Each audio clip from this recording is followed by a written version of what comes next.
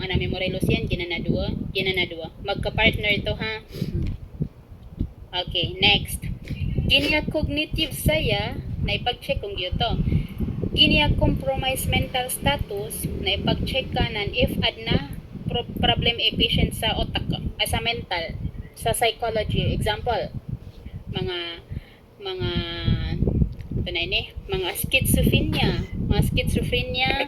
mga psychosis, mga ito na sakit sa otak, sakit sa psych, basta lang na ito lang na except sa bipolar.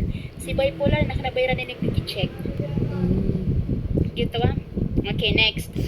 Ginya medically restricted ginya saya na ipag-check kanan if si patient na adna HIV niyan, if adna sakit yan ang makatakot, like ito HIV, mga COVID-19, basta anything apaka takot. Pero before kayo na-i-check na mananghit sa ka sa nurse kung ito na decision yan. Example na si patient na ana HIV niyan na. Mananghit ka sa nurse kung ito na ipag-check tayo niyo di na usahay mo ingon si nurse nga dili ra kay ang iyang HIV kay controlled na. So dili ra na i-check. Okay, next.